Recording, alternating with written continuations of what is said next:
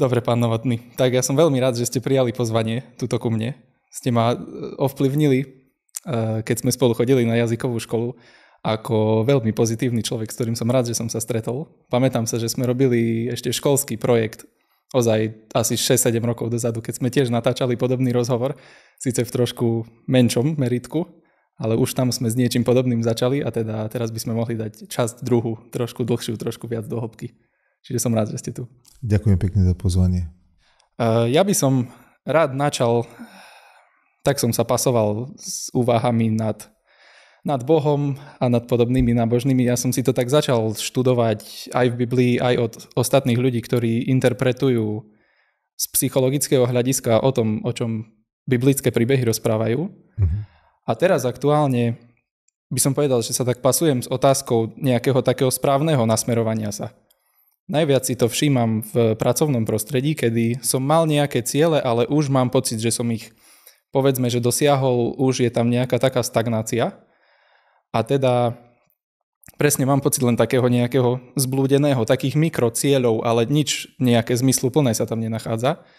A pre mňa Boh predstavuje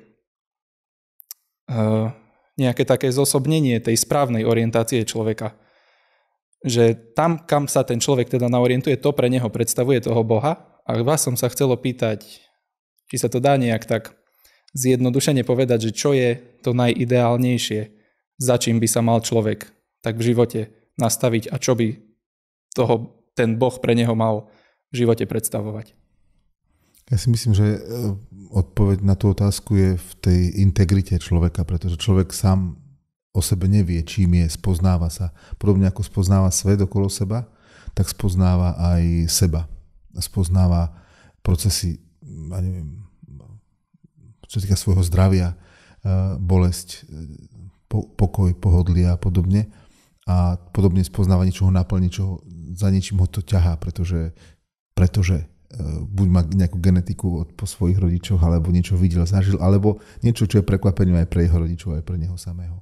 No a v tomto zmysle ťažko hovoriť o tom, že by Pán Boh bol to najlepšie riešenie v zmysle toho, že ja ho objavujem ako to najlepšie riešenie. Lebo ja ho nemusím objaviť ako to najlepšie riešenie. A povedané teda už, aby som skočil na záver kapitoly, že áno, Pán Boh je najlepšie riešenie, samozrejme.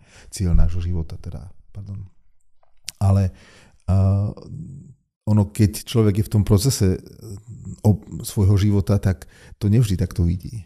A vidí to niekedy aj presne opačne. Vidí niektoré voľby a tie mikro rozhodnutia, ktoré ste spomínali, že aktuálne sú dobre, pretože teraz ten rožok so salámou nie je zlý. To je dobré mikro rozhodnutie, teda Pane Bože, tebe na slavu a všetko v poriadku, lenže nemusí to byť to dobré rozhodnutie. Teda. A tu by sme možno chceli sa niekedy aj hrať na umelú inteligenciu, že by sme mali rozkuskované všetky svoje detaily a detailné rozhodnutia na správne, nesprávne 0101 a nie sme umelá inteligencia, máme mnohé procesy v sebe zautomatizované, mnohé sú prevzaté z prostredia výchovného, mnohé sú darom, že niečo nám ide veľmi ľahko. A teda to je to také, ja by som to nazval hľadanie Pána Boha z dola, že ja pozorujem, vnímam, hodnotím, rastiem, zmúdrievam časom, ktorým som už na tejto matičke zemi strávil, čítaním a to je to prirodzené hľadanie. Nazývajú to odborníci prirodzenou teológiou. Čiže z dola berieme tak, že príjmame ten proces, že to trvá čas, že niektoré rozhodnutia nebudú úplne správne a dovoliť si ísť postupne presne po tých schodíkoch jeden po druhom. V takom smysle? Áno, takto. Teda to je môj názor. Teda, jasné. Hej. Čo sa týka aj troška skúsenosť životná. Ale na druhej strane je tu potom aj to, že sú veci, ktoré nás prekvapia. Veci, kde prestávame byť pánmi svojich rozhodnutí. Alebo teda sme nejakým spôsobom obmedzení vo svojom rozhodovaní. Že buď zdravotným stavom, alebo možnosťami, alebo ja neviem čím, predispozíciami, alebo niečím iným. A tam je to veľmi zaujímavé. Že tam už to neviem veľmi nejak zdôvodniť tým, že tak... Teda mám dvoch ľudí, jeden je spokojný a šťastný so svojimi rozhodnutiami a druhý je nešťastný a pritom má neobmedzené možnosti, má lepšie predispozície, má viac úspechov dosiahnutých. Všetko dosiahol aj niečo mu nehrá. A ten druhý má úplne minimálne možnosti a je super šťastný a nejde to len o ten pocit šťastia, ale môže tomu, ktorý má všetky predpoklady a nie je spokojný, môže dať ešte niečo, má pre neho niečo navyše, má pre neho nejaký dar. Minimálne ten svoj vlastný stav, vlastný pokoj, vlastnú radosť, ktorá je pre toho druhého výzvou, wow, že toto, jak je to možné, že to je princíp svätého Augustína. Keď toľky a toľké, prečo nie aj ty? Ako je to, že ja toľko toho viem, toľko som toho počul, prečítal, vzdelal som sa v mnohých veciach, mám skúsenosti a nemám toľko pokoja, radosti a šťastia ako tí, ktorí sú úplne na nižšej úrovni, než som ja. To môže byť, že ja sa občas prichytím presne v tomto, že by možno tak príliš po tom pozemskom sa snažíme spoznať toho Boha a priznať to šťastie, alebo v akom? Tak určite, kto by nechcel byť šťastný, kto by nechcel rásť. Každý normálny, príčetný, zdravý človek chce rásť. Chce ísť ďalej. Ale príde v živote okamih, kedy si povie, že ale už by som, a to ide skôr s vekom, teda tiež nejaké procesy v tele prechádzajú, mení sa človek, starne, mení svoje tieto a začne sa ináč pozerať na vec. A už keď sa, taký vtip sa hovorí, nie, že podľa čoho viete, že vaše dieťa malé je príliš dlho so starými rodičmi. Že keď vám povie váš 6-ročný synček alebo dcera, že na otázku, koľko máš rokov, no keď sa dožijem, tak budem mať 6. Že to je tá vízia, že to nie je normálne pre to dieťa, aby takto rozprávalo. Takže vrátim sa späť k tomu, že nie je zlé mať takéto ciele, rásť, ísť, hľadať a to všetko ostatné, len problém je v tej absolutizácii našej skúsenosti. Že je to tak a ináč to nie je. No dobre, teraz to takto vidíš. Sa ťa spýtam o rok. Uvidíme. Či si nedošiel ďalej, keď teda človek rozpráva s nejakým kamarátom a to sú, a tie otázky si môžeme my sami klásť, že pekne je to vyjadrené v múdrosti, že v časoch úspešných nezabúdaj na to, že prídu aj také tmavšie, ťažšie situácie a v tých ťažších nezabúdaj na to, že ale boli pekné a ešte prídu aj pekné situácie. Aj úspechy, možno menšie. A sa potom človek dokáže viac tešiť z jedného rožka, než z celej hostiny. Čiže možno, ak sa snažím správne chápať, tak, že vniesť trošku voľnosti presne do toho, čo si človek nejak vymyslí a predstaví do tej svojej cesty a nejak tam vniesť trošku voľnosti a možností toho, že sa stane nečakané a že ho to zaveje možno trošku lepším smerom, ako mal on predstavu. Toto je takéto absolútno, že si človek predstaví, že hej, presne tieto kroky budem nasledovať a presne do tohto cieľa dojdem a pritom odignoruje veľa ďalších možných cestičiek a veľa ďalších možných dobrodružstiev, ktoré sa nachádzajú popri tom? No možno aj to, ale aj to, že moja skúsenosť nevystihuje celú pravdu. Ja nie som absolútnym kritériom pravdivosti všetkého. Pretože stačí, že stretnem kolegu a ten má trošku iný pohľad na svet. A už zrazu moja istota o mojej subjektívnej objektivite je v keli. Takže tu je práve to, že dať šancu jednak však aj druhým ľuďom, ale dať šancu aj, poviem takto, Pánu Bohu, aby bol Bohom. Lebo ja si môžeme tak vymedziť. Moderná opozícia voči Pánu Bohu nie je to, že Pán Boh neexistuje. Ale otázka, who cares? Koho to trápi? No, to je moderné. Až dokiaľ človek nepríde do nejakej etapy života, kedy ho začnú otázky trápiť a tam potom už je iná káva. Jasné. Hej, jasné. Ja som sa preto pýtal na taký ten presne vymurovaný chodníček, ktorý si človek spraví, lebo evidujem, že mám tendenciu presne k takýmto nejakým, že ako náhle len zacítim nejakú možnosť, či už v osobnom, či už v pracovnom živote, tak si príliš tak presne tak vykamienkujem a povykladám tú cestičku a iba týmto spôsobom a potom mám ťažkosti nejak presne vniesť do toho trošku takej tej krásy života, takej tej spontánnosti a neočakávanosti. To je v podstate v každej epizóde sa zaoberám týmto tu pretože to si všímam, že je niečo, kde by som sa mohol ešte trošku zlepšiť a lepšie nakalibrovať. A napríklad mi napadlo, že či by bolo lepšie,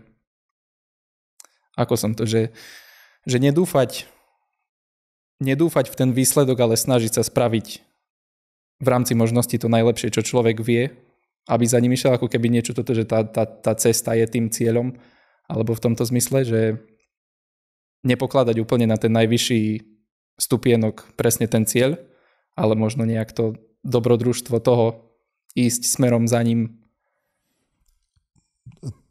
Každý má nejakú povahu. Niekto je taký, že je, to skôr psychológovia vedia povedať, že niekto je taký, že je proste taký úzkostlivejší, alebo nie, že to sú zlé slovo povedal, na to sú asi presnejšie termíny, ale že musí mať veci presne nalinejkované, taká typológia, niekto je iná typológia, zase nedá sa škatulkovať a urobiť len toto je ideálny človek, to nie. Ale skôr to, čo jedna taká zásada charakterizovala stredoveka, niektorí sa pozerajú krivým okom na stredovek, ale tam sa vyprodukovali niektoré pekné skúsenosti a jedna je tak formulovaná v tom, že čokoľvek robíš, rob to múdro, dobre a pamätaj na koniec. Čiže my nemáme si zľahčovať to dosahovanie cieľov, nemáme zľavovať z nárokov na seba, máme byť na seba náročný, máme robiť kvalitnú prácu, máme ísť do hĺbky, máme ísť na koreň, nemáme sa báť víziev na jednej strane a na druhej strane nemáme sa nechať opiť rožkom, keď sa nám niečo podarí dosiahnuť. Že to už len tak a nejak ináč, lebo vtedy spíme na vavrínoch, vtedy degradujem. A niekedy je úspechom to, že prídem na koniec nejakej cesty a vidím, že OK, túto skúsenosť som potreboval, aby som mal lepší rozhľad. Že tá cesta mala zmysel preto, alebo tá etapa môjho života mala tento zmysel, aby som niečo objavil som toto. A tým pádom sa mi možno zrelativizuje aj celá tá moja cesta k tomu objavu, ale stálo to za to, pretože toto som zbadal, toto som videl, toto som zažil vo svojom živote a to ma posúva dopredu. To sa mi páči, ten pohľad, že ja som veľmi často presne kritický na seba v takýchto veciach, že si odsledujem, že áno, mám to takto a potom sa to snažím silou mocou zmeniť, ale že keď to vy takto tu na pekne zaobalíte, že s takým pokojom ma tak upokojíte presne, že možno bolo nutné ísť po tejto ceste a prísť tu a obzory sa zmenia. Tým pádom, keď zistím teda, na čo to bolo, možno aj ten pohľad na tú minulosť sa potom zmení. Čiže keď tak prípadne sa trošku uvoľniť a nebyť možno ani taký prísny na svoje vlastné vlastnosti. A pozrite sa, pekný príbeh, keď teda to, čom som trošku doma, Sväté písmo, máme Mojžiša. Mojžiš v tom jeho príbehu ve knihe Exodus je najprv mužom, ktorý sa narodí je síce hebrejského pôvodu, narodí sa za dramatické okolnosti, poznáme všetci ten príbeh, ale vyrastá na faraónovom dvore, faraónova dcéra ho vychováva, teda má super výchovu, super prostredie a on vidí, ako tam kto si bije tých teda toho otroka, tak príde a urobí si tam svoju spravodlivosť. Je v tom rozhorčení národno-oslobodzovací boj, keď to môžeme tak nazvať, zabije tam toho Egypťana a robí akože pre svoj národ niečo. Využíva svoje postavenie, svoje možnosti, kontrarevolúcia, alebo jak to nazvať, alebo revolúcia, to je jedno. No a vtedy musí utekať. Uteká a zaparkuje, kde sa mu zrúti jeho svet, pretože sa zistí, že jeho vlastní Izraelčania ho v podstate nabonzovali, že sa to rozšírilo. Že vlastne jeho vlastný národ a členovia vlastného národa ho kopli a pod koleno. A ide do tej púšte a tam zaparkuje kdesi v diere, založí si tam rodinu, pasie tam človek z dvora faraónovho, pasie ovce, pasie kozy. A vtedy, keď je najmenší predpoklad, že by niečo urobil pre svoj národ, práve vtedy Pán Boh koná. A teda zmysel toho všetkého jeho príbehu predtým možno bol v tom, že aby došiel do tej púšte, aby išiel dole, aby si siahol na dno, aby sa stretol sám so sebou a s Pánom Bohom. Táto mimoriadne stretnutie, to Exodus 3, kedy Pán Boh v tom horiacom kríku ho zavolá, z toho horiaceho kríka ho zavolá na rozhovor a tam mu dá poslania, teraz choď, Mojžiš naspäť, vysloboď. Ale však ja som pastier, choď, všetko máš, čo potrebuješ. Ale že nemám nič, všetko máš, čo potrebuješ. Vidíte, že tu je práve ten taký rozmer, že to není len A to je potom tá výzva, ktorú človek potrebuje, lebo však všetko som už dosiahol a som sa sklamal. No počkaj, ale ešte si nič nedosiahol, lebo ešte máš viac dosiahnuť. Ty nevieš, čo všetko ešte v tebe je. A toto sú potom tie a teraz to je samozrejme skúsenosť Mojžiša, ale niečo analogicky môžeme aj my v našej životnej skúsenosti zažiť z toho, že Pán Boh nás nechá niekam prísť, nechá nás niekam, nie že by teda bol nejaký bábkar, ktorý tam s nami robí, rešpektuje našu slobodu, to je veľká téma, sloboda človeka a na zodpovednosť, konzekventnosť. Pán Boh nás, teda ja už hovorím tak, jak na kázni, a to je zle, lebo nie som tu na kázni, som na rozhovore, tak tamto je to také živé, čo ide tak trošku, čo dáva zmysel človeku a posúva ho dopredu. Toto som si nepamätal presne, že v príbehu Exodus išiel si cez toho faraónovho dvora, ale že išiel prv sám do tej svojej púšte a až tade bol povolaný. Utekal, on si zachraňoval život. Hej, nemal na výber. Bol utečenec. A čo ten hlas Boha? Čo ho tam oslovil? Ako to chápeme? Ako sa môže človek najlepšie vybaviť, aby ho počul čo najčistejšie a mal odvahu ho nasledovať? Takže o tom nevie. To je ten paradox. Že keď človek sa chystá, keď robí všetko preto, ja tu hovorím niekedy študentom, že Sväté písmo, inšpirované Božie slovo, prišlo k nám ľudským spôsobom, teda formou teda vtelenia v úvodzovkách, napísanie ľudskou rečou, ľudskými autormi, na ľudské prostriedky, teda na papyrus, na pergamen a tak, zachovalo sa to, prenášalo sa to cez generácie, prepisovalo sa to, origináli sa nezachovali, len tie prepisy sa pozachovávali, ale sa to s veľkou úctou, dokonca sa pochovávali tie zvitky, lebo mali veľkú úctu k nim ľudia, veriaci. No a to Sväté písmo napísali ľudia, alebo teda tí písatelia, ich bolo veľmi veľa, nevieme, nepoznáme, niektorých možno poznáme, že sa tam uvedú, niektorých nepoznáme, ktorí nevedeli, že píšu Sväté písmo. Oni nevedeli, že píšu Sväté písmo.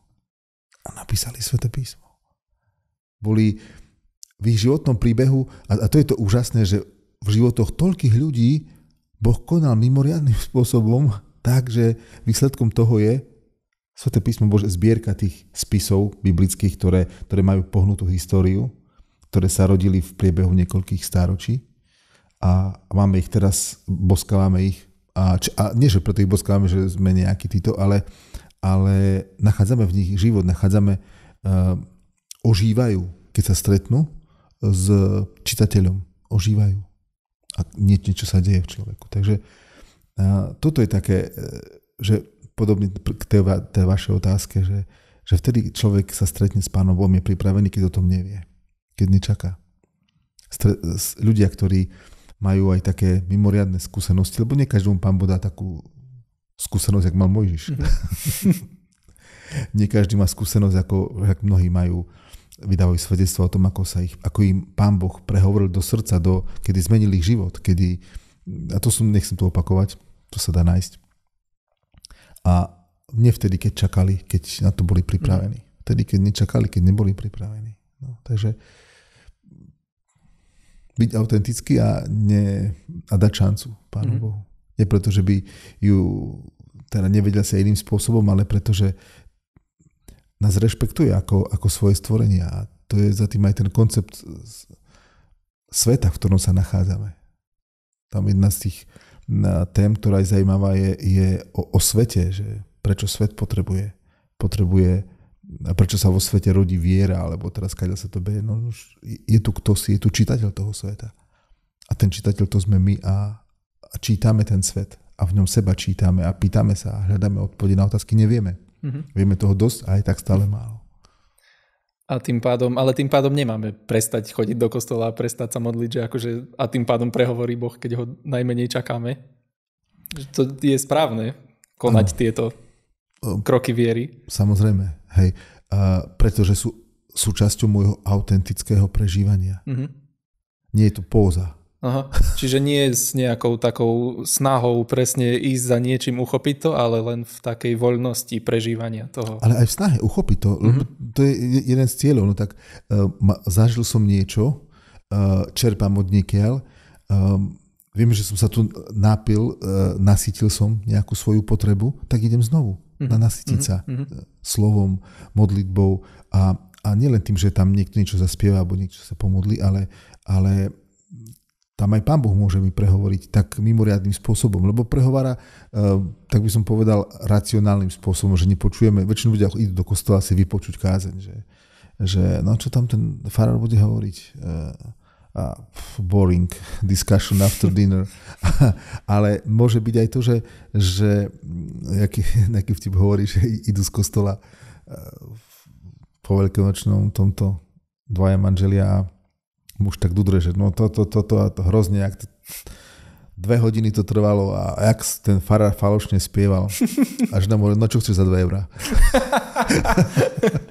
No, takže, že tam je to autentické a niekedy skutočne, viete, človek môže byť naučený, nadrilovaný, chodiť do kostola a Pán Boh sa ho tam nedotkne.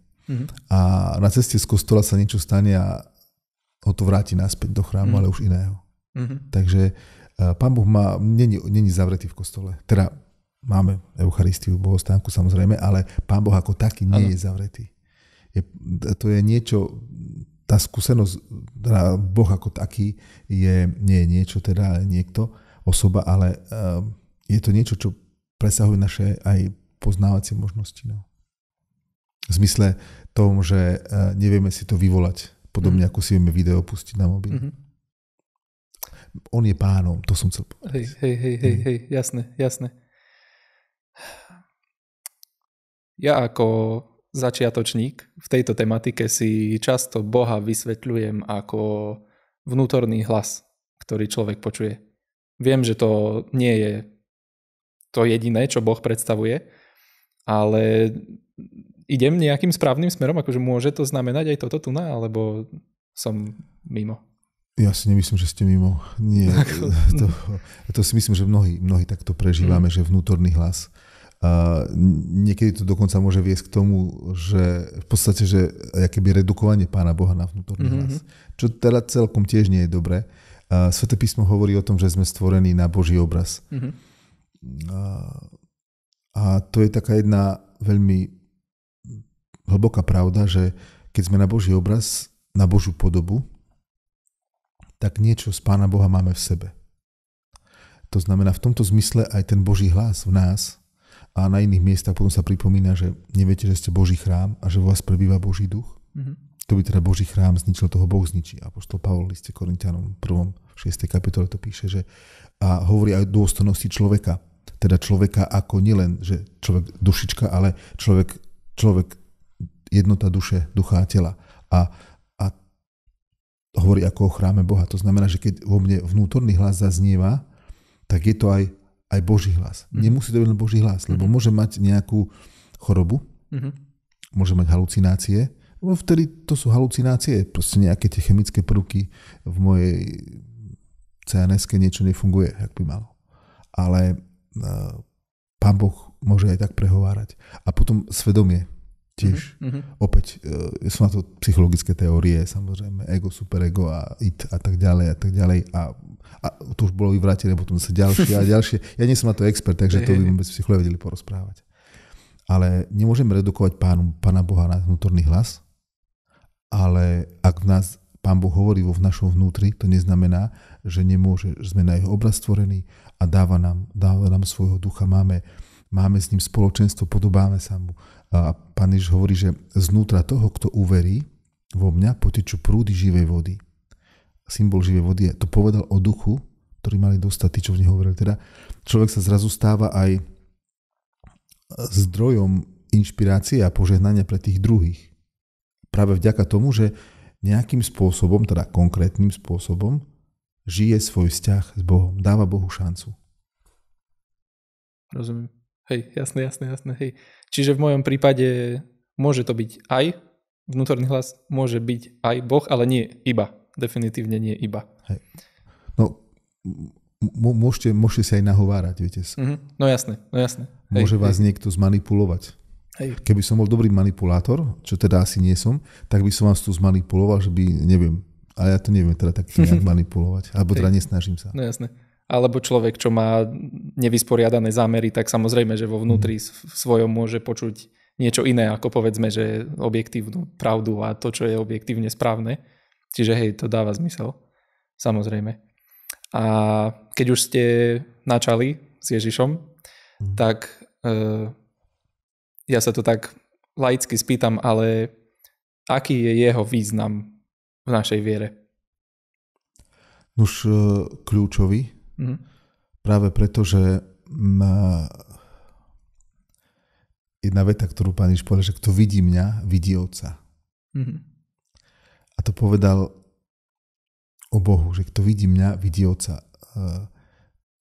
Boha ako Otca. Ježiš je cestou. Cesta, pravda a život. Je cestou, obrazom Otca. A teda my, aby sme jeden z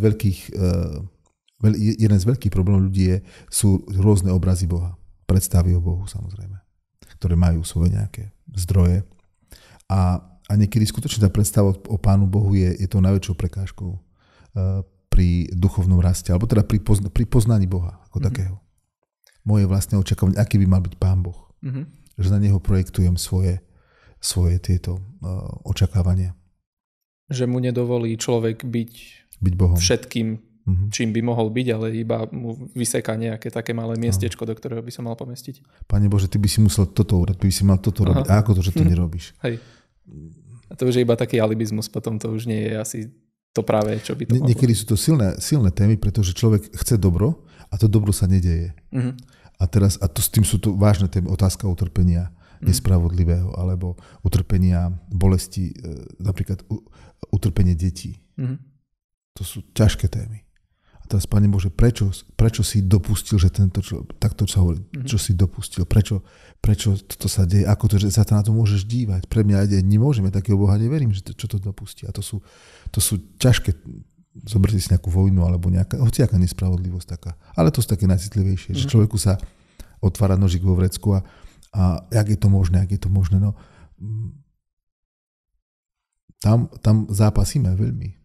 Tam môžeme mať sladké reči, ale keď sa to nás dotkne, tak nie sme z dreva, tak s nami to hýbe. Jasné. Hej, rozumiem. Ja znova z takého môjho intelektuálneho chápania ešte k Ježišovi. Ja ho teda považujem ako symbol a príklad pre ľudí, ako by to nejak malo vyzerať, keď človek koná úplne kompletne v jednote s Bohom. Presne, že akože keď počuje ten jeho hlas a koná následne všetko to, čo je správne, všetko tak, ako by malo byť, bez nejakých bočných strachov z následkov, ale naozaj iba hlava, nehlava, tak ako mu Boh našepkáva, povedzme. Tiež idem niekde správne s týmto chápaním, alebo... Ste na ceste. A teraz nehovorím to z tej pozície, že ja už som kde si ďalej na ceste, to vôbec nie, lebo človek každý deň, každé ráno stáva na tú cestu, ale poznávanie je len jedna z dimenzií, jeden z rozmerov človeka. Áno, dôležité, veľmi dôležité. Ale viac než poznávanie, alebo nie viac, ale ešte ďalší rozmer človeka je to, kedy apoštol Pavol, že poznanie prestane. Ho budeme vidieť z tváre do tváre. Teda to je o vzťahu. A to, čo Kristus, Ježiš sprostredkúváva, je vzťah. Teda okrem poznania, lebo aj to poznanie, kto to vidí mňa, vidí Otca, spoznáva aj vzťah. Ako ja milujem vás, teda Kristus hovorí o tom, že sme tak ako on je milovaný Otcom, tak on miluje nás a my sme v Ježišovi Kristovi milovaní Bohom. Teda je to o láske, ktorá nie je veľmi racionálna záležitosť. Teda. A presahuje len čisto takéto podelenie si, že tak toto je správne, toto nie je správne. A v konečnom dôsledku aj morálny zákon, alebo Ježiš ako morálny učiteľ, áno, je precízny, hovorí, toto sa zachová, do bodky sa všetko splní, keď sa týka teda Mojžišovho zákona a tak. Ale potom hovorí, že kto miluje, vyplnil zákon. Čiže vidíme tu na tú výzvu, že Kristus povie, že nestačí, že nezabiješ svojho brata, ale ty mu musíš odpustiť. Lebo až tam zisťuješ, čo to je láska. Až tam sa dotýka teba niečo, čo je z Boha, čo je niečo viac, než tvoja túžba pomstiť sa, alebo tvoja predstava o spravodlivosti. A tu to ide hlbšie. Jasné. Čiže Kristus nie je len morálny učiteľ. Áno, aj. Hej, čiže tým pádom za mňa, keď sa to snažím chápať takto nejak racionálne, tak potom ešte tam je jeden komponent toho vzťahu a toho presne, že to ide človek precítiť bez toho, aby zapájal hlavu, ale aby to išlo nielen cez rozum, ale aj cez srdce presne. To je tam ten vzťah, ktorý vzniká, ktorý človek potom precíti medzi či už on s Ježišom alebo so svojimi bližnými potom následovne. Áno. Hej. Dá sa to takto. Lebo ja som to doteraz, povedzme, že bral ako taký nejaký sebarozvoj, presne, že sa mi veľmi zapáčili múdrosti, ktoré sa v biblických príbehoch píšu, veľmi sa mi pozdávajú tie paralely, ozaj, ako sa v tom človek nájde seba, ako jednotlivca, ako skupinu, rodinu, štát, všetko. Toto pre mňa bolo úplne úžasné zistenie, ale hej, to je pravda tým pádom, že nie je toto jediné, čo sa tam nachádza. Problém sebarozvoja je to prvé slovo. Seba. A my nie sme izolovaní. A každý, a ja nie som expert na sebarozvoj, zase nechcem to takto tu len zo všeobecňovať a bagatelizovať, ale vždy je tam to ty. A Boh, celá tá Biblia svedčí o Božie zjavenie o Bohu, ktorý sa chce stretnúť. Ktorý učí človeka komunikovať, učí ho aj s ním, ale aj človeka s človekom. Nie je dobre byť človeku samotnému. A učí komunikovať, učí ho odpúšťať, pýta sa ho, Adam, kde si? Rozpráva s ním, hľada a učí ho, aby on rozprával. Pekne vidno, ako potom ten opis teda toho prvotného hriechu v tej druhej správe o stvorení knihy Genesis, že sa tam zrazu, keď sa naruší ten vzťah s Bohom, tak zrazu aj ten vzťah medzi tým mužom a ženou už je iný. Už je tam, sa potrebujú skryť jeden pred druhým. Už je tam nejaká neautentickosť a potom aj to pomenovanie, že žena už není akože kosť z mojich kostí, mäso z môjho mäsa. Teda to je také pre nás možno také trápny opis, ale to je také poetické vyjadrenie, že taký wow efekt, ale už je funkčný, že matka všetkých žijúcich, proste z nej je život. To je proste niečo akože znižujúce hodnotu. Hej, a tam ste možno aj načetli presne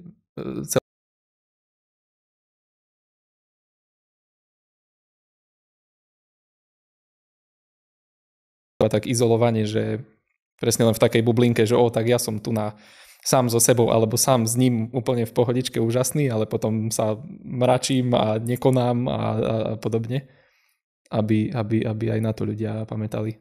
Hej. No, vždy človek rastie v interakcii s druhým. Moje ego rastie až vtedy, keď je konfrontované s druhým egom. Či horším, či lepším, ale konfrontované. Tak vtedy sa ego zmenšuje. No, či rastie? Hej. To je, akože rastie, že... Aha. Neviem to z hľadiska psychológie zhodnotiť, ale z hľadiska duchovného života. Rozumiem, áno. Učiteľa duchovného života hovoria o tom, že napríklad Svätá Terézia z Lízie, patronka Európy a učiteľka cirkvi, taký titul je pre významných svetcov, ktorí naučili celé spoločenstvo veriacich niečo veľmi dôležité. A pritom ona nemala ani vysokú školu, ani univerzitu, ale naučila, čo znamená malá cesta lásky. Že jej spolusestra v tom kláštore ona v som denníčku píše, mala dokonalú vlastnosť, že jej tak liezla na nervy ako nikto iný. Dokonale akože nesympatická, dokonale proste by ste, neviem čo. A ona tým, že autenticky prežívala svoj vzťah k Bohu a trápila sa s tým, bojovala, tak v podstate to bolo také to boisko vzťah k tej spolusestre, že tam sa oskúšavala jej viera. A tam jak postupne ju začala spracovávať a sa našlo svedectvo tej sestry, alebo tak si nejak matne pamätám z toho jej životopisu, že povedala, že sestrička Terezia má veľmi rada. To je jediná sestra, ktorá ma skutočne má rada, lebo niečím som pre ňu asi akože príťažlivá, alebo teda zaujímavá, alebo že v niečom som dobrá a preto ma má tá sestrička Terezia. Z toho denníčku bolo vidno, že to bola pre ňu veľká obeta. Tam rástla Svätá Terezia. Hej. V tomto zmysle. A tým pádom tiež je to medzi ľuďmi, nie je to čisto iba ten jeden vzťah z hora dole, ale naozaj aj hej, medzi sebou v tej jednej rovine. Každý človek zažil presne také skúšky, že môže vedieť čokoľvek, môže mať načítané čokoľvek, môžu mu na kázni čokoľvek povedať, ale potom presne stretne toho jedného, koho by najmenej chcel a celého ho to sekne von z toho. Naučí sa trošku viac o sebe. Minimálne tak. Hej. A už keď sme pri takomto nejakom egu vo viere, je jedna taká teória, čo by som vám skúsil načrtnúť, že keď človek vezme plnú zodpovednosť za svoj život a uvedomí si, že každé jeho konanie má za následok to, ako sa má, to, či je zdravý, či je v poriadku, aké má vzťahy atď., tak človek, čo si takto zobral plnú zodpovednosť na seba, potom môže mať tendenciu zazerať na ostatných ľudí, ktorí si tú plnú zodpovednosť nezobrali.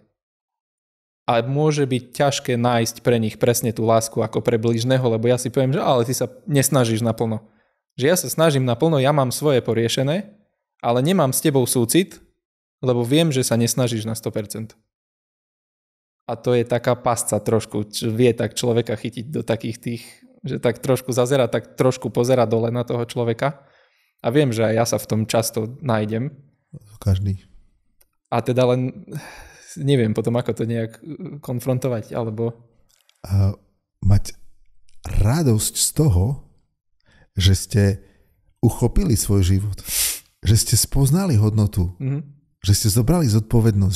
Že viete, čo je hodnota ľudského slova, ľudského skutku, ľudských rozhodnutí. A mám z toho radosť, že viem robiť dobré rozhodnutia popri tých zlých rozhodnutiach. A to, že tento to ešte nedokáže, tak ja teraz robím zlé rozhodnutia, pretože on to ešte nedokáže. Že, viete, ako keby ste sa hnevali na to, že vy ste sa dobre rozhodli, že ste niečo spoznali a on, lebo je s tým spojená námaha. A to je to také, viete, keď sú malé deti, asi závidia. Že ja som musel trošku viac čokoládky, dať to trošku viac námahy robiť, aby som tú čokoládku dostal a ty si ju dostal zadarmo. A v Biblii to je pekný príklad. Marnotratný syn, teda marnotratný otec, lebo ten rozbije majetok. A má toho staršieho, mladšieho syna.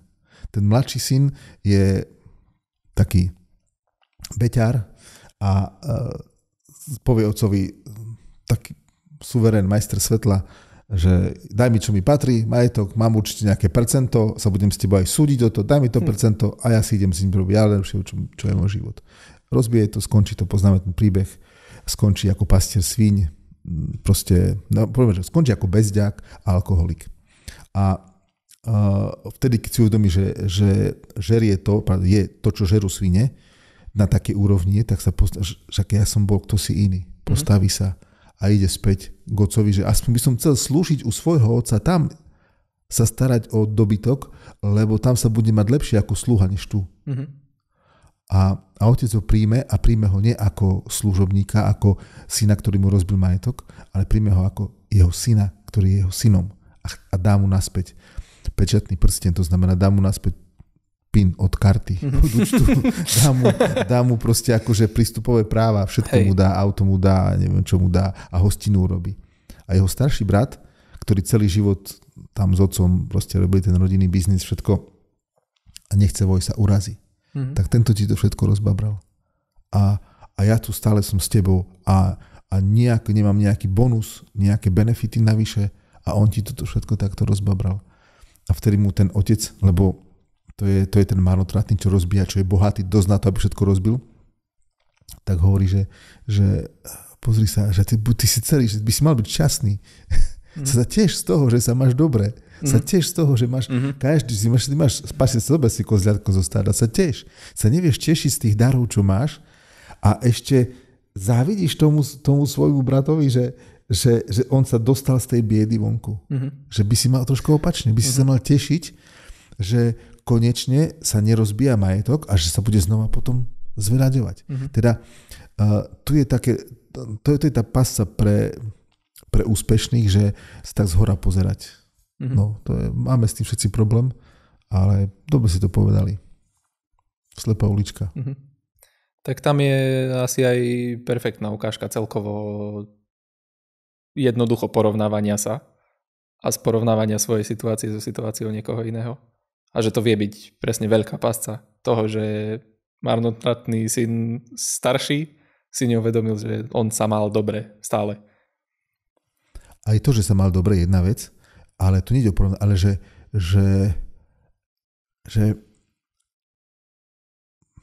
sa nevedel tešiť z toho dobra, že to dobro ho nechytilo za srdce. Aj to dobro, že otec prijal toho mladého naspäť, že tú lásku, čo mu preukázal? Ani nie, tak teraz si odmyslíme toho, že bol v tom otcovom dome. On musel mať nejakú bariéru medzi sebou a otcom. Že sa nedokázal tešiť z toho, že všetko má, všetko môže, všetko... proste bol tam jakoby na silu, jakoby v podstate bol odídený od svojho otca. Len bol doma. Hej. A toto keby bol, a toto mu potom otec vyčíta, však všetko, čo mám, je tvoje. To nie, ja ti dávam všetko. Ja som marnotratný, dám ti všetko. Rozvíjam na tebe majetok. A ten starší syn, to je to objavenie, že ja keď objavím, jak si to povedali, tie dobré rozhodnutia, že som zodpovedný, že to funguje, tak mám byť taký vďačný za to, že sa teším, keď to aj ďalší objaví. Lebo dvaja s dobrými rozhodnutiami urobíme viac pre tento svet, než len jeden s takými dobrými rozhodnutiami. A teraz nie som proti konkurencii ani poči takým, normálne však súťaž, pretekáme sa a tak, to je v poriadku. Ale teda taká tá radosť z dobra. Dobroprajnosť ako radosť z dobra. A rovnako sa človek môže pozabudnúť aj v ostatných úspechoch, ktoré sa mu prihodia, presne nie len v tom, že sa koná dobro, ale aj v tom, že mne sa napríklad stane presne, že sa niekedy musím ozaj tak štipnúť, ale že pozri, že sa ti darí a neber to ako samozrejmosť, ale všimni si to, pochváľ sa za to trošku a uznaj si, že máš čo to za sebou, že sa máš dobre, že máš za čo byť vďačný a pochváliť sa teoreticky, že nezabúdať na to a obzrieť sa možno dozadu trošku a tak si pripomenúť, že fakt ako človek, ktorý si teda zobral čo najviac tej zodpovednosti na seba, ako mohol, tak má tie úspechy za sebou, ktoré za ňoho hovoria. Hej. Možno by sme to mohli nazvať aj vďačnosťou.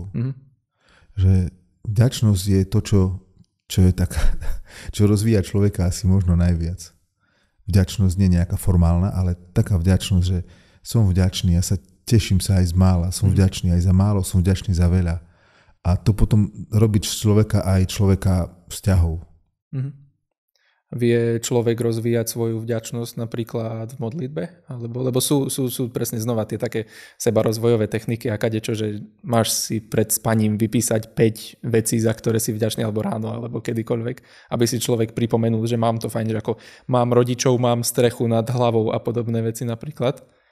Čiže že ako nejak tak by človek mohol si vlastne pripomínať, že sa až tak zle nemá relatívne kdekoľvek sa nachádza.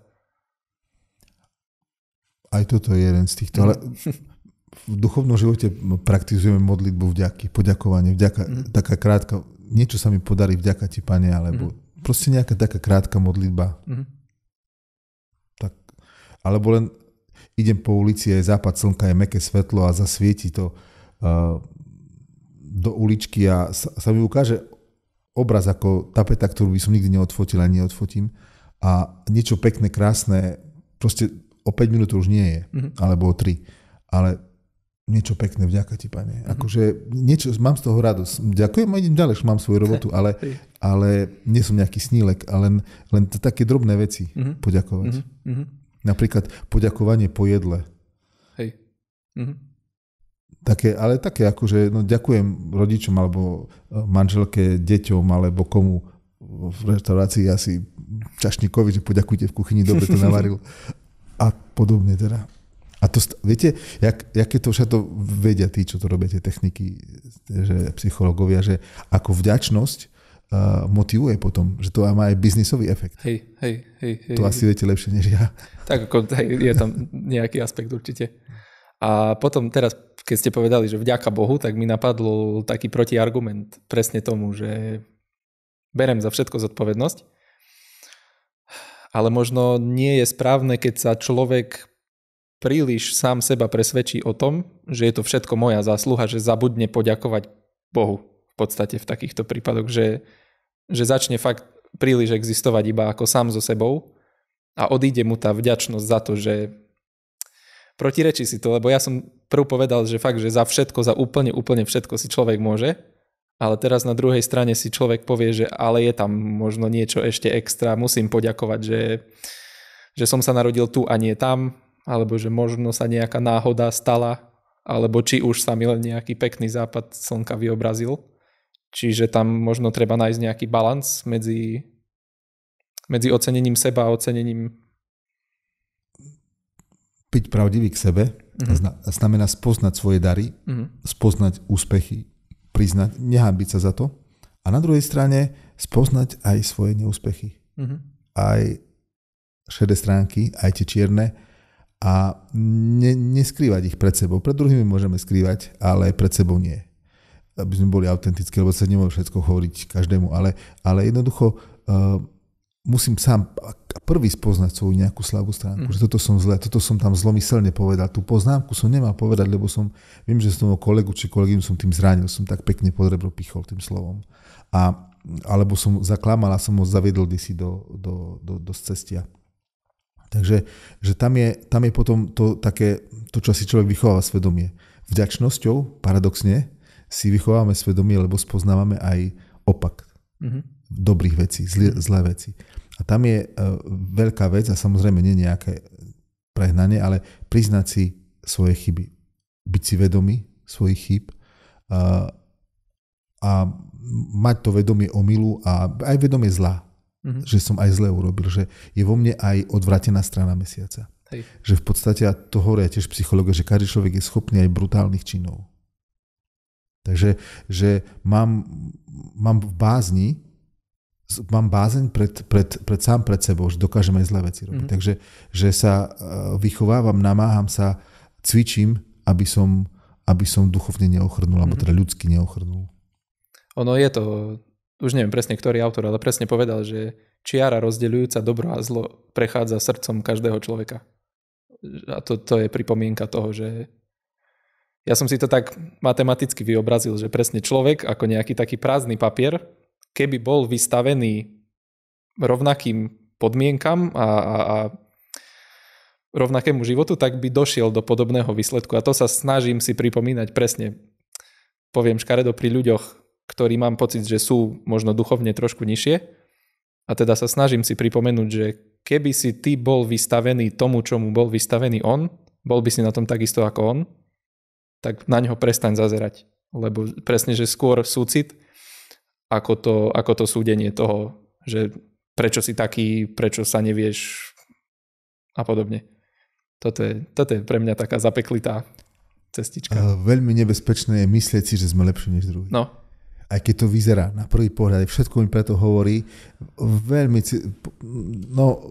mám takú viac skúsenosti, ale jedna taká zábavná je, že som jeden čas v Londýne bol a tam v jednej kaplnke som slúžil svätú omšu a prišiel tam, a to slúžieval, a prišiel som raz do kaplnky a mi tam hovoria, že to je tam taký nejaký chlapík, tam čaká, sedí na lavičke, taký čudný. Tak, že sa chce s vami rozprávať, Slovák. Tak som si povedal, to je, nie som, tak prišiel do kaplnky, pozerám a tam na stoličke som ho tak od chrbta pozoroval.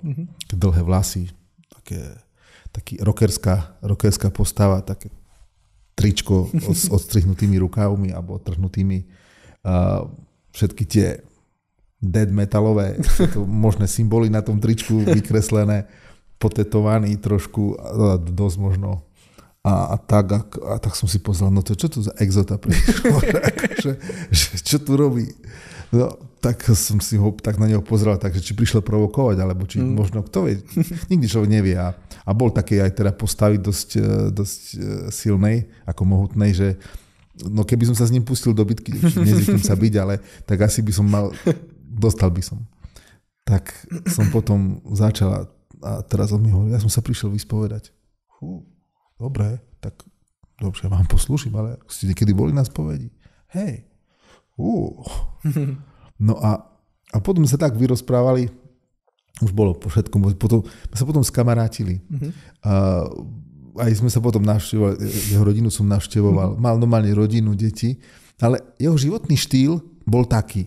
Hej. On z toho prostredia vyšiel, to bol jeho životný štýl, prešiel si nejakým životným príbehom a tak ďalej. A ja som ho posúdil podľa jeho výzoru. Ale pritom vo vnútri to bol pekný človek, krásny človek, hodnoty mal, keď som sa dostal do jeho vnútra, teda on mi o sebe porozprával. Takže že teraz, viete, ako posúdiť zvonku človeka, to mi nikdy nevyšlo. Hej. Nikdy. Hej. Hej, no to je už zabudované ako taký reflex v ľuďoch, lebo akože do istej miery je to samozrejme potrebné vedieť, dopredu vyhodnotiť situáciu, ale potom možno sa vedieť nejak včas alebo vo vhodnom momente zachytiť, že dobre, že akože potade už a ďalej nie. Áno, tak však v rozhovore ten človek zrazu ukáže, že hej. Aha, vidím, že o čom mu ide. Chcel som mňa vytiahnuť niečo dobré, viem, ako postupovať, ale tento také, myslím na to, také odsúdenie a priori, bez toho, že by, ako v tom farizej a mýtnik v chráme, že farizej sa modlí, aký som, dávam toto všetko dobre a tam ten zadu taký, že na to som narážal. Bez toho, že by som mal nejakú interakciu s tým človekom, už dopredu sa na neho pozerám, že robí zlé rozhodnutia, je teraz zlý, pretože tak a tak. Ale tam bola pre vás potom nutná tá konfrontácia s tou realitou, presne, aby ste si uvedomili, že to tak nie je. Ale asi jedine takými skúsenosťami sa potom človek naučí prestať tak rozmýšľať, lebo si proste 3-4 krát všimne, že že asi mi to nefungovalo úplne. A jedine takto tu sa to potom dá konfrontovať, si predstavujem. Áno. A spoveď, keď ste spomenuli, aby sme to takto pekne naväzovali jedno s druhým. A ako si vie človek nájsť niekoho, aby sa s ním mohol porozprávať takto ako my dvaja, možno. Presne, že mám možnosť a vás k dispozícii na 2 hodiny si o vás ťukať nápady, ktoré mám. Dokáže toto nájsť človek aj jednoducho len v tej rýchlej spovedi, alebo zvyknú za vami ľudia chodiť aj nejak dôvernejšie a bližšie na dlhšiu dobu, alebo kde sa človek tak vie nejak v ľudskom rozmere priblížiť, otestovať si svoje teórie a viete asi, kam s tým mierim. Tak sviato zmierenia, teda svätá spoveď, alebo spoveď tak ľudovo, nie je veľmi priestorom, tam nie je priestoru, časopriestoru, lebo tak dá sa, že len to potom ostatní by nemali šancu. Viete, jasne, akože keby sa tam debatovalo s každým. Že toto je asi ťažko. Takto sviato zmierenia to je sviatosť. Tam až tak nerozhoduje ako pomáha určite kvalita toho spovedníka, že vie dať dobrú radu, alebo že vie dobre usmerniť, keď niečo, alebo môže otvoriť nejakú vec, keď vidí, že tam niečo horí. Ale nie je to psychologický rozhovor sveta spoveď, to je sviatosť. Tam Boh odpúšťa hriechy v mene Ježiša Krista a ten kňaz je tam viac menej taký sprostredkovateľ. On nie kňaz odpúšťa, teda sprítomňuje Krista, v mene Ježiša Krista odpúšťa. Ale nie je to, môže pomôcť, určite môže a sú také spovede, ktoré napríklad na nejakých duchovných obnovách alebo duchovných cvičeniach, exercíciách, že je tam čas na to. Človek sa aj dobre na to pripraví, aj ten spovedník má čas, aj on má čas.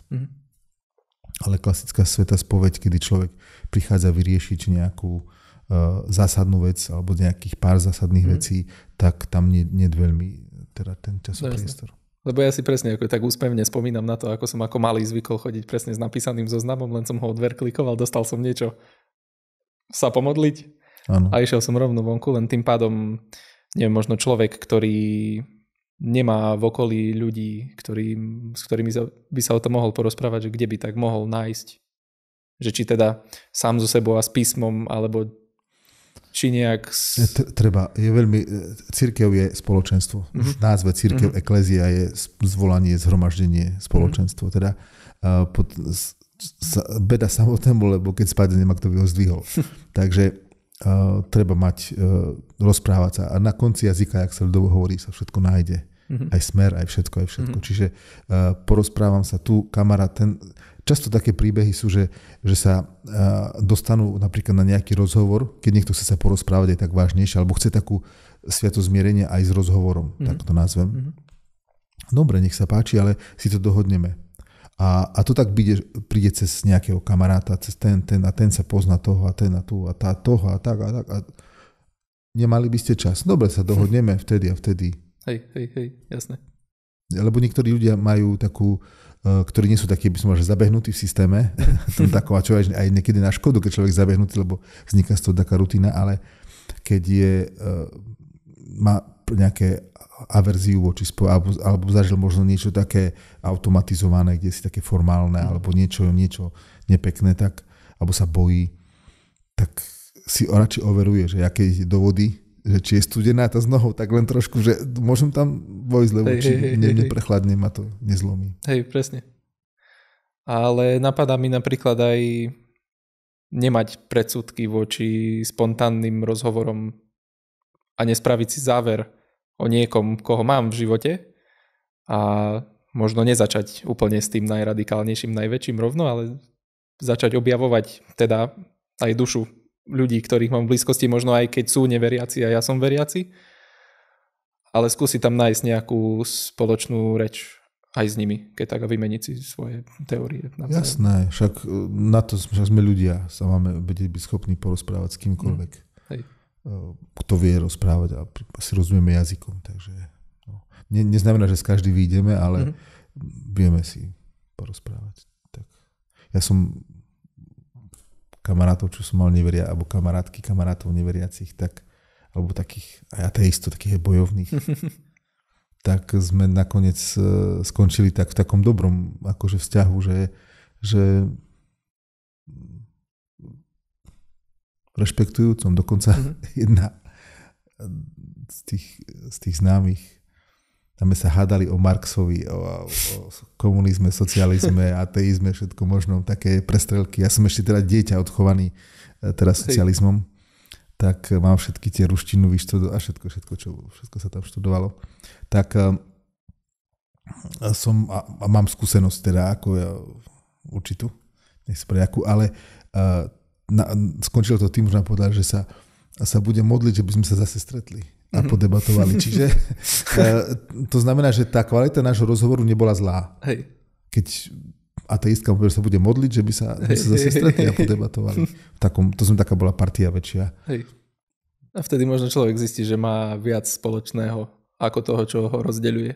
Aj keď do toho prvý šiel mysliať si naopak. Hej. Tak asi. Mám jednu ďalšiu teóriu, no niečo, tuším, že z písma, alebo tak sa mi to myhlo v knižke, ktorú som čítal, kde Ježiš poznamenal, už neviem, či učeníkom alebo komu, že sa človek musí stať znova ako dieťaťom, aby našiel kráľovstvo nebeské niečo v tejto podobe. A mal som aj podobnú debatu s jedným známym, ktorý mi povedal, že presne tá taká detskosť a taká tá detská ľahkosť pohľadu na svet, že je to, čo je krásne. A že prečo ju vôbec stratiť. Ale mne to nebolo po chuti, aj sme si to vysvetlili, aj sme v podstate prišli na to, že ono človek musí prejsť tým procesom, aby bol dieťaťom, aby ho trošku zbil ten život, ale aj napriek tomu, aby znova našiel tú detskú vlastnosť, pretože keby prešiel z detstva a ostal by v tom detstve, tak by žil iba naivný život s ružovými okuliarmi, ale ono to práve, že chce silu, aby ten človek, ktorý si zažil tie ťažkosti a padol do tých priepastí, aby dokázal mať možno dostatok viery v dobrý výsledok svojho konania, aby sa vedel vrátiť naspäť do tej jemnosti, spontánnosti a aby nezanevrel aj na tie krásy, aj na ten západ slnka, ktorý uvidí. Aj napriek tomu, že si prežil kadečo. No, určite pekne to vyjadruje jedna taká pieseň, že Kto to spieva? Jiří Zmožek sa mi zdá, že to spieva. To sú staré hitovky, vykopávky sa hovorí, ale tam hovorí o tom, že ne ve 20, ne teprve mnohem pozdeji akože človek objavuje krásu. Že až keď začne strácať hodnoty, až vtedy si uvedomuje ich a keď začne strácať veci, vzťahy, až vtedy si uvedomuje ich hodnotu. Teraz neviem spamäť ten text, ale to sa dá nájsť na tomto. A niečo podobné aj k tejto otázke, že my nemáme byť infantilní. No, máme obdobie, keď sme deti, samozrejme, ale sme dospelí a budeme dospelejší a potom postupne budeme sa vrácať do toho detského zmysle tomu, že nebudeme nič pamätať. A teda deti pamätajú dosť, ale že budeme takí detinskí, úplne akože, nechcem povedať, že senilní, ale to je proste proces, to je taký ľudský život, ten obľud ľudského života. Takže máme byť, apoštol Pavol hovorí, že máme byť muž, zrelý mužom, aby sme boli dieťaťom, ktorým zmieta to, či ono, že raz sa tým zaujíme, raz sa tým. Nie, máme byť zrelí a to, že keď Ježiš hovorí, že nebuďte ako deti, tým sa nemyslí to, alebo teda to znova narodiť, to je skúsenosť toho objavu. To je, ak si hovoril o tom objave, že objavím, že zrazu moje rozhodnutia majú vplyv, alebo teda, že je tu rozmer môjho života, ktorý som doteraz nevidel, v ktorom som úplne ako malé dieťa. Že môžem, viete, človek veľmi vzdelaný, úspešný v spoločnosti, ktorý dosiahol veľa vecí a vám povie a objavil to až neskoro, až vo svojom relatívne pokročilom veku, tak on je skúsený v mnohých veciach, je proste hviezda, ale v tom duchovnom živote je ešte malé dieťa. Bo ho objavil pozdejšie? Objavil to pozdejšie, respektíve on sa môže rýchlo naučiť. Rýchlo vyrastie, lebo má hlbokú skúsenosť životnú. A sa mu veci začínajú skladať, viete, ako zips. Ale čo je dôležité, je to, že on to povie aj takým spôsobom, takým až detinským, že konkrétne nebudem hovoriť meno, ani by som toto, ale poznám toho človeka a mi to tak povedal, nebolo to ani spovedia, nejaké tajomstvo neprezradím, ale nechcem hovoriť mena. Že povedal, že ja si stále kľaknem pred Ježišom. Pred Ježiškom v jasličkách. A že ja si stále kľaknem pred Ježiškom v jasličkách. Je to také detinské, viete, akože to detičky robia pri Vianociach, nie? Tak rodičia ich privedú pekne, ukážu ovečka, tu Ježiško, Panna Mária, svätý Jozef, sú pastierici. To všetko pekné. A detičky si kľaknú, no poboskajú Ježiška v tých jasličkách, alebo to na námestí, to tiež. Je to také detinské. Ale u toho pána je to prejav toho, že on sa znova narodil. On objavil rozmer svojho života. Ale poviem ešte jeden príbeh jednému mužovi, ktorý bol na zlej partii a v zlých vzťahoch a dosť takých akože na šikmej ploche, tak jedna žena povedala, z kostola vychádzala, ho videla a ukázala tak s prstom na neho a povedala mu, že prečítaš evanjelium a zomrieš.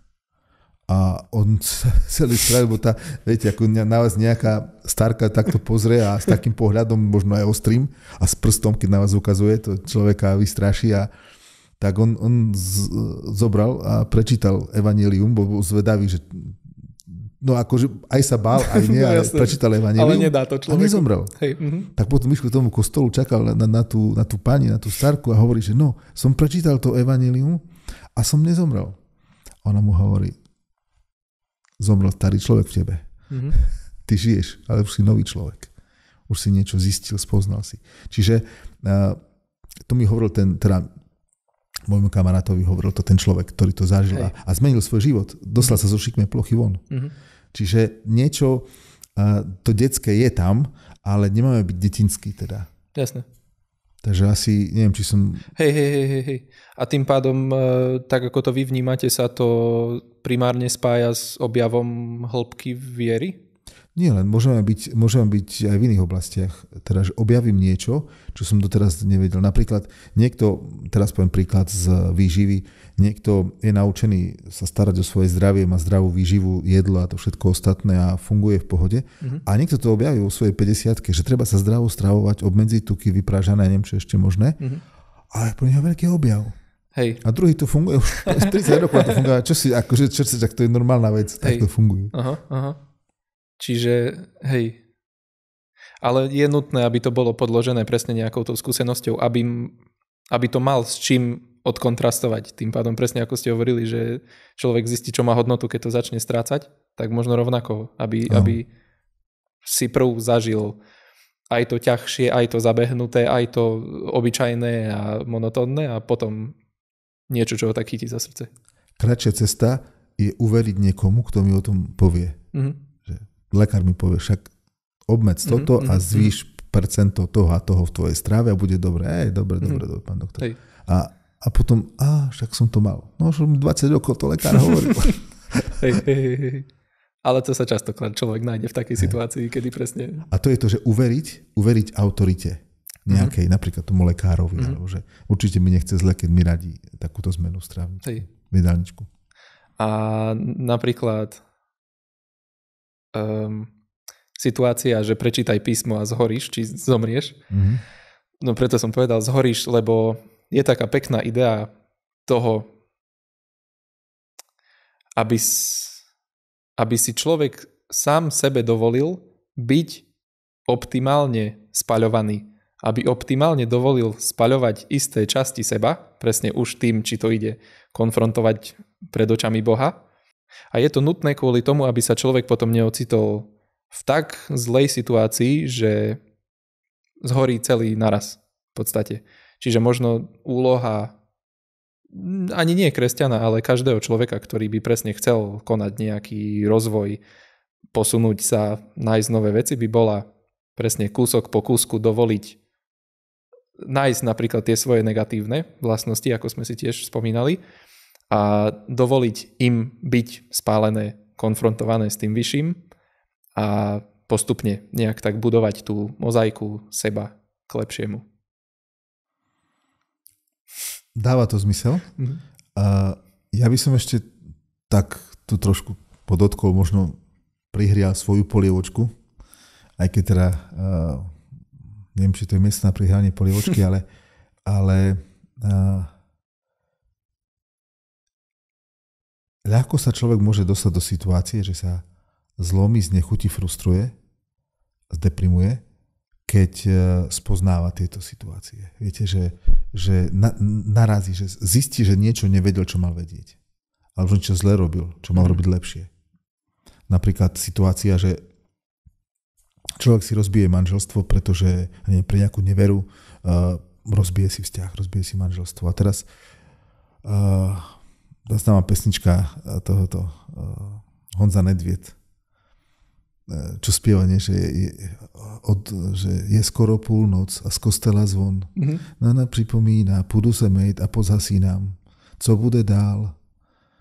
To pitomí, proste akože pro jednu pitomú holku to už neviem ten text na spamäť, ale proste také deprimujúce niečo. A teraz niekto poznáva, áno, vie, že zle som robil, niečo som zle povedal, alebo čokoľvek, v ktorejkoľvek oblasti som dobabral, alebo v biznise som dobabral niečo, zle rozhodnutie som urobil, nechal som sa uniesť niečím. A teraz, jak to spracovať? Zobral som napríklad častý príklad, teraz čo stúpajú tie percentá na hypotékach, zobral som hypotéku, ktorú som neodhadol a teraz sa idem zblásniť, lebo nemám ako splácať hypotéku, rodina, deti, dom, chaos, robota. A teraz človeka to môže zlomiť, to poznanie. Lebo áno, mám všetko, viem, toto bolo zle, toto bolo dobre, a co s tým, doktore? Čo s tým? A tu je práve tá moja polievočka, ktorú si chcem prihliať, že my potrebujeme akúsi sílu. Potrebujeme sílu, potrebujeme, my to nazývame Božia milosť, pomáhajúca, posvedzujúca, akokoľvek to nazveme, potrebujem Boha.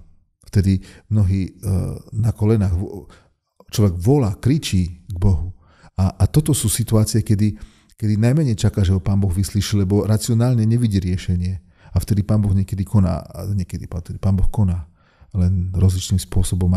A toto napríklad je to, že dať tú šancu Pánu Bohu aj v takejto situácii, lebo u niekoho sa to môže zlomiť opačne, že ešte sa viac zatvrdí, ešte viac povie, ešte som nahnevaný. Čiže toto by bolo v prípade, keď kedy je tej konfrontácie príliš veľa naraz. Na nosnosť toho človeka. Až je to nezvládnutelné pre daného človeka. Hej. A potom je teda šanca, hej, že zanevrie, či už na tú vieru presne začne obviňovať, že ach Bože, ako si to mohol dopustiť. Alebo na vieru, alebo na seba, to obráti agresiu proti sebe. To skôr psychológovia vedia, že čo sa deje, keď človek je zdeprimovaný a také ťažké situácie. A niekedy stačí malá nádej, krôčik, nejaká pomocná ruka a človek troška nádeje vliať tomu človeku a sa dá posunúť dopredu. Len niekedy, viete, máte pred sebou a neviete, jak pomôcť. Nemáte inú možnosť, ľudský, všetky možnosti vyčerpané. Nemám ako pomôcť. Ten človek uzavretý. Jediná možnosť je modliť sa. Vy zaňho? Hej. Alebo jeho deti zaňho, alebo jeho manželka, alebo on za manželku. Proste to je jedna nejaká situácia. A dejú sa veci, no. Takže že tu je práve ten veľký neobjavený a objavený, ale niekedy nevyužívaný priestor modlitby. Väčšinou sa hovorí, že vtedy sa modlíme, keď je nám zle. No. Chvála Pánu Bohu. Treba sa vtedy modliť. Netreba sa na to sťažovať. Treba sa vtedy modliť. To není ako, že modlitba není len ako nejaká nedeľná prechádzka po meste. Ale veľakrát si človek spomenie práve, že až vtedy, keď by išiel o niečo prosiť. Hej. No a už keď sa niekto nešťastne ocitne v takejto tu na situácii, kedy sa nám osúri na fakt, že celý svet a uzavrie sa, ako vtedy môže postupovať presne ako človek, čo sa mu rozpadne 20-ročné manželstvo, možno nie jeho vinou v úvodzovkách, že si to nevšímal, nevidel, ako sa to postupne rozpadalo a zrazu po 20 rokoch zo dňa na deň ako keby. Čo on v taký čas? Lebo my teda mu pomôžeme jedine, keď tak modlitbou, ale ako by nejak on mohol konfrontovať toľko chaosu, čo sa z hodiny na hodiny nastalo? No to je často beh na dlhé trate, lebo sú aj zázraky také instantné, ale je to beh na dlhé trate. Človek každý jazdí na svoj vodičak a ten príbeh je taký originálny každého človeka, že Boh, ktorý rešpektuje, ktorý miluje človeka, rešpektuje jeho slobodnú vôľu, ktorý vstupuje do jeho príbehov, je Boh a má spôsoby, o ktorých sa človeku ani nesníva. A viete, keď máte človeka na drogách, ktorý ja nebudem hovoriť opäť mená, nič, zase nemôžem všetko hovoriť, lebo inak nepamätám.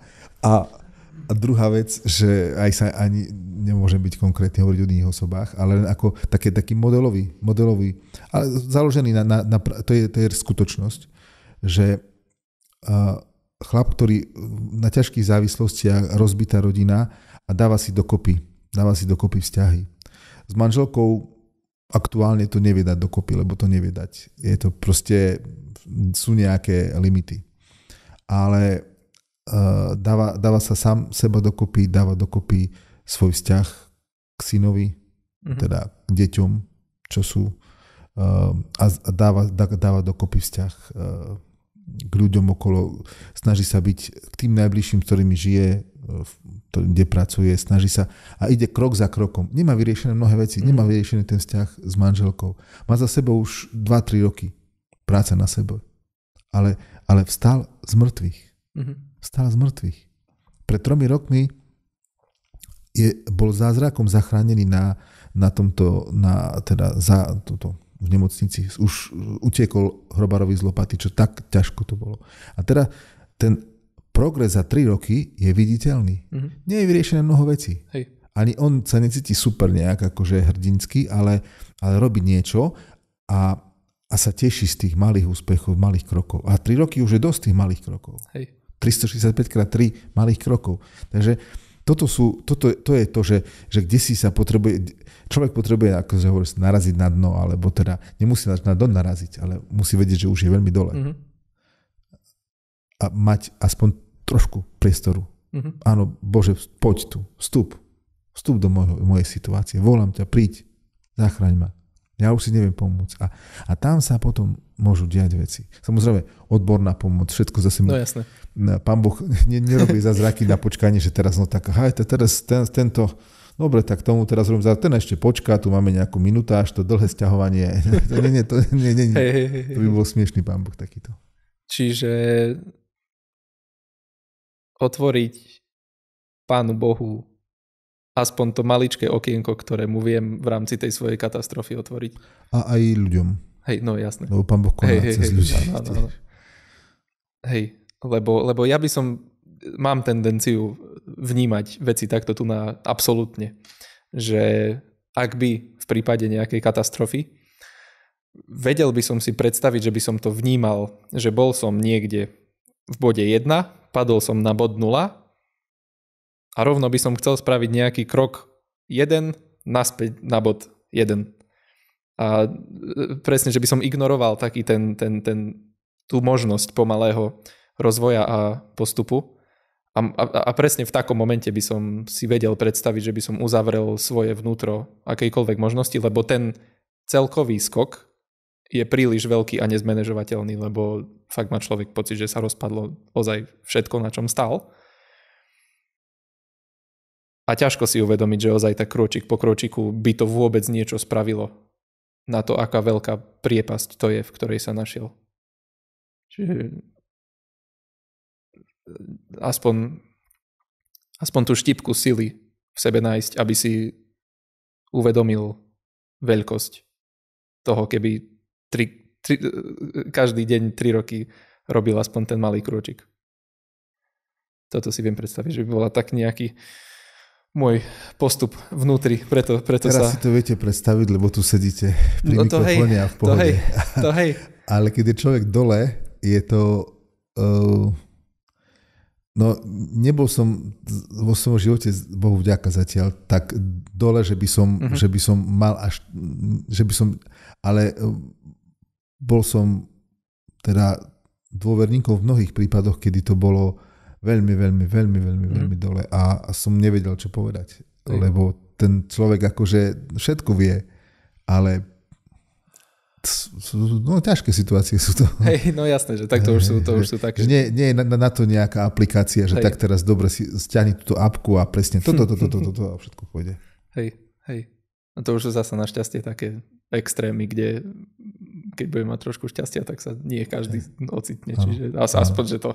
Apka pomôže, všetky techniky pomôžu chváľať. Na to sú tie techniky, že im pomáhali, len čo si sa musí udiať. Mm-hmm.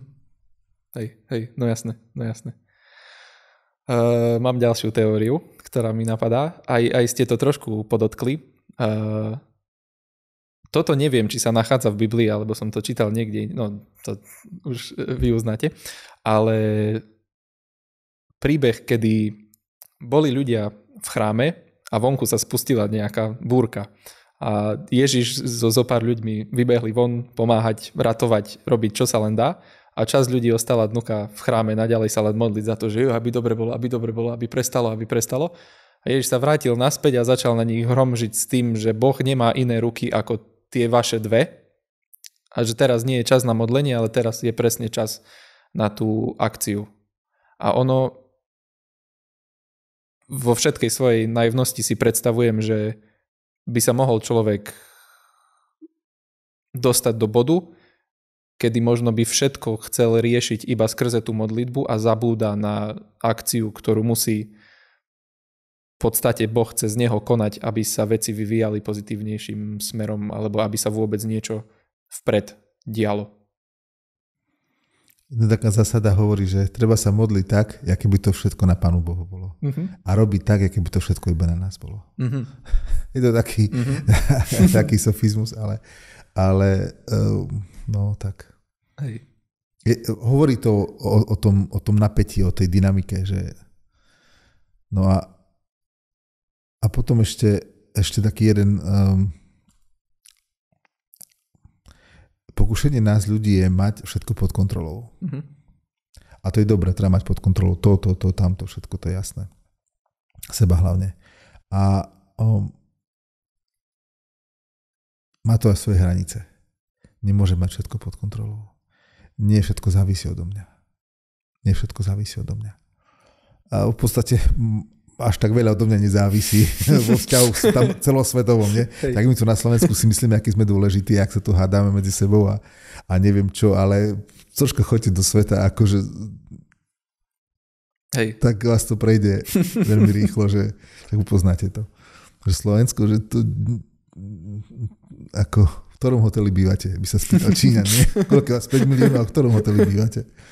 Takže to chcem len povedať, jeden taký pekný film, respektíve to je divadelná hra, ktorá získala Pulitzerovú cenu v roku 1999 od Margaret Edsonovej, alebo tak nejak. A v 2002 bol, alebo prvom, druhom bol sfilmovaný, sa volá Wit. A hrala tam Emma Thompson, známa herečka, Mike Nichols to režiroval. Tak ona hrá profesorku anglického jazyka, ktorá sa špecializuje na sonety Johna Donna z 16. storočia, autora, teda anglikánskeho kňaza, dekana v Westminster, sa mi zdá, Abbey, ktorý ochorel a zo svojej choroby písal také tie sonety o smrti. Choroba, blíže sa smrť, zmysel života a tak. No a ona bola expertka vlastne na tie kritické vydania tých sonetov, na ich interpretáciu a tam jeden z tých sonetov hovorí smrť, že ja budem tvojou smrťou, ty zomrieš smrť. A neviem teraz presne zacitovať. A ona hovorí, že tam je akože výkričník. Že to je proste akože že to je taký vtip v tomto, taká brisknosť vo výraze poetickom. No a tá pani profesorka mladá, 41-ročná, dostala rakovinu. A celý ten film začne takou scénou, taká hudba, taký slák, taký, čo reže pod kožu. A tvár lekára, ktorý hovorí, že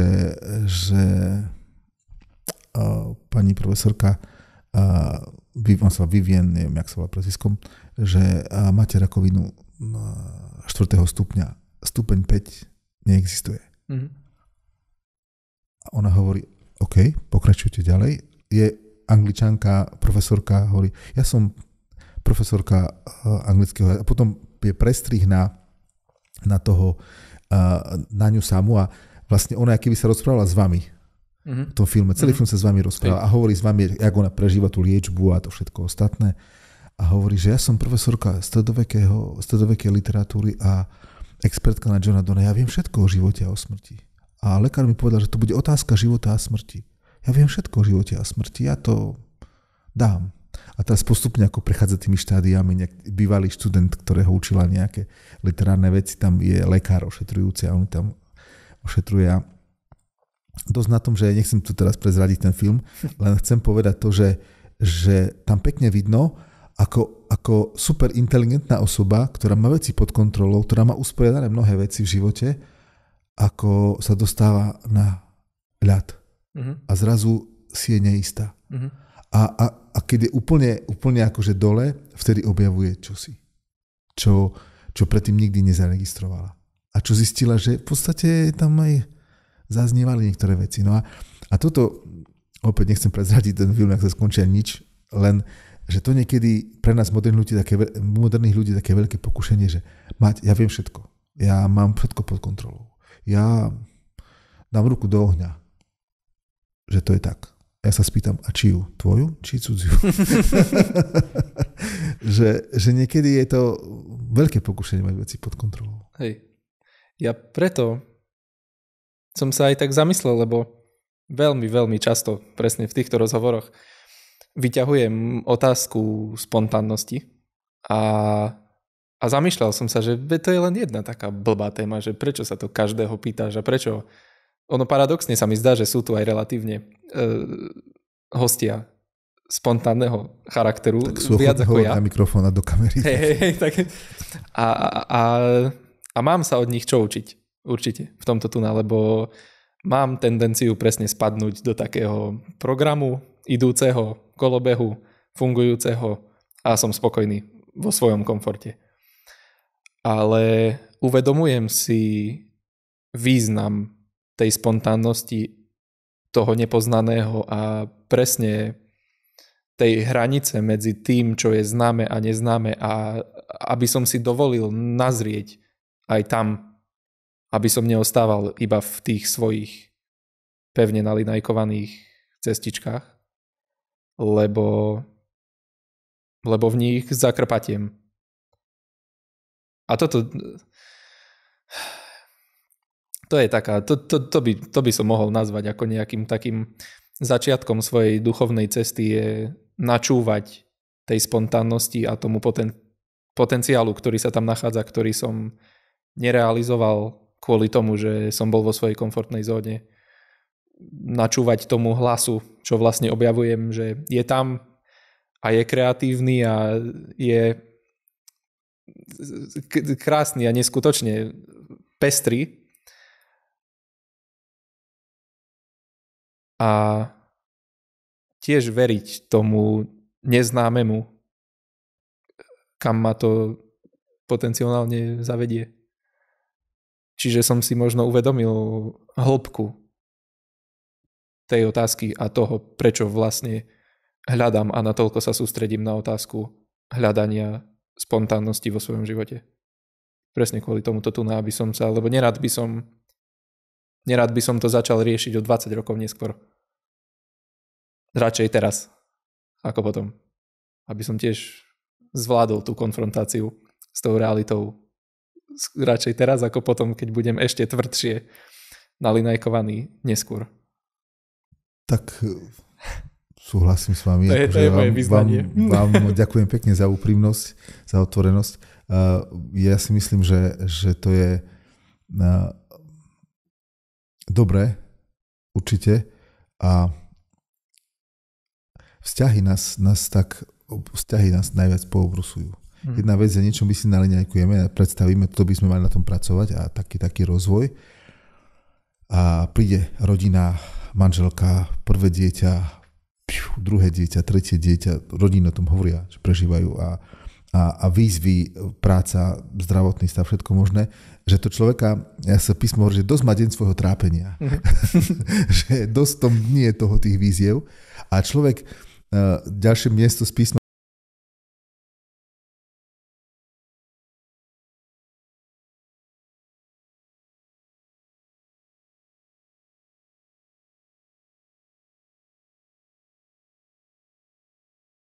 kúpim len filmy, DVDčka, nemám ich veľa, mám ich zo pár DVDčka, no dneska sa už nekupujú, ale ktoré som videl, ktoré ma zaujali, ja som povedal, tento film budem pozerať aj viackrát. Mám ich zo pár. A medzi nimi je aj jeden film z Taliana, jak sa volá, teraz mi vypadlo jeho meno. Život je krásny, jeden jeho film Roberto Benigni. A druhý film je Tiger a sneh. A tamto je také pekné, ako on zachraňuje tú Viktóriu, vojna v Iraku a nič nie, ten jeho kamarát spisovateľ iracký z Bagdádu hovorí, že nedá sa tu všetko začať bombardovať počas vojny. Bombardovanie, neviem, ako prídeš do Iraku, ako nedá sa, dačo možno vyskúšam. A potom znova volá, že Atilio, kde si? Že ja som tak skúsil, že no tak možno za 2 týždne by sme mohli dať, čo by sme mohli vybaviť. A ja som už tu, v Iraku. A na autobuse. A autobus, ktorý našiel tam pri ceste od parkovania, na ňom ide do Iraku proste cez všetky tie zaminované polia na bicykli, na motorke, všelijako. A zachraňuje tú svoju Viktóriu, ktorý tam išiel, Viktória. A nemocnica zbombardovaná, nemajú lieky, ona je v tomto bezvedomí a ten lekár hovorí, že toto a čo ešte? Toto ešte zoženie lieky.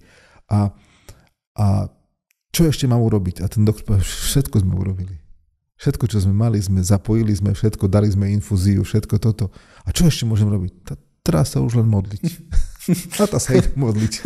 Ešte aj toto. Čiže že to je to, že my v našom živote máme v tom dni alebo v tom našom nejakom časovom úseku, ktorý si tak nejak riešime, že máme dosť tých príležitostí na to, aby sme boli kreatívni, aby sme aj porobili veľa, ale aj priestor, aby sme sa modlili, aby sme nechali šancu pre Pána Boha, že toto už není v našej moci.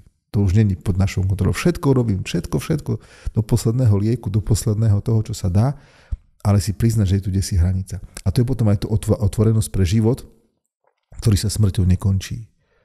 A v tom je kresťanstvo nádejou, že ponúka večný život. Aj keď je to neuveriteľné. Takže tam je potom ten Pavol hovorí apoštol, že ak by sme mali len v tomto živote nádej, že si ho dobre usporiadáme a ho prežijeme akože kvalitne, chvála Pánu Bohu, tak sme najúbohejší zo všetkých ľudí. Lebo na čo sa nám toľko zriekať zase? Akože, na čo toľko toho dobre, tak troška sa poobetujeme, ale tak akože dobre. No. Cigaretka na 2 ťahy. No a táto téma, keď ste ju načali, tu som nemal v pláne, ale ako je to s tým? Tak sa to ležerne opýtam, ako je to s tým večným životom? Zistíme.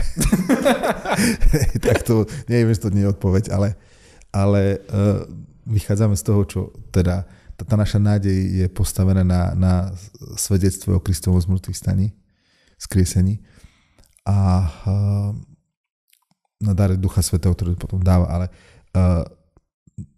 to je to, čo dáva potom nádej, že aj my, naša smrť nie je koncom. Nie je koncom. Samozrejme, že je smrťou. Nikto sa zo smrti neteší. Ale bol som pri zomieraní viacerých ľudí. Som kňaz, som bol pri zomieraní viacerých ľudí. A keď vidíte zomierať človeka, konkrétne poviem jeden príbeh, nepoviem meno, nič, ani lokalitu, ale babka, neviem koľko rokov, starka, no starí ľudia sa hovorí, že treba sa dožiť 90-ky a potom už je dobre, lebo tí, ktorí majú viac ako 90 rokov, tých veľmi málo zomiera. No a taká starka zomierala, ma zavolali, som teda poslúžil ako kňaz za pomazanie chorých a tak. A bola pritom jej dcéra, pani už tiež mala svoje roky a v taký ten, a modlili sme sa pri nej, a v takom pokoji, v takom úplne, že to máte ako s tým západom slnka, že máte niečo pekné, viete, že to je chvíľku, že to dlhšie nepotrvá a je to niečo, čo je proste pekné, čo stojí za to. A ten taký pokoj, ktorý z toho išiel, je normálne akože také až prítomnosť, že Pane Bože, vďaka ti za toto zomieranie, lebo a to potom aj tá pani hovorila, že viete čo, ja som tak, akože je to paradoxné, mama jej zomrela a ona ďakovala za ten okamih, že to bolo veľmi pekné. Nie v zmysle toho, že zomrela, ale že celé toto bolo niečo, na čo tá pani nevedela zabudnúť. A preto to nebola akože nejaká naivná pani alebo niečo podobné. Čiže bola to jej mama.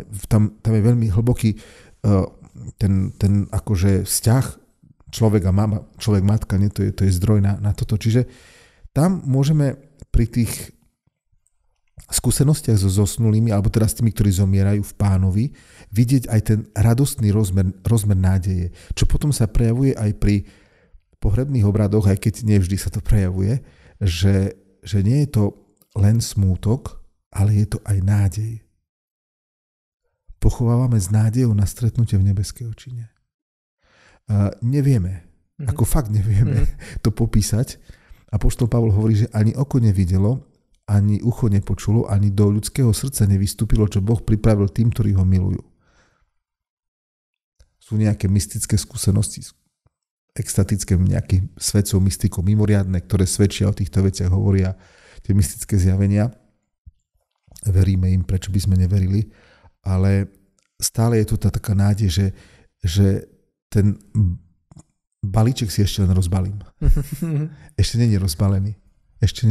A to je možno aj taká jedna z tých vecí, ktoré nás tak držia aj v pokore, že keď si predstavte, že by sme všetko vedeli, že by som poznal tú technológiu. Teraz si tak vymyslím, také science fiction, že ja viem presne, jak to je.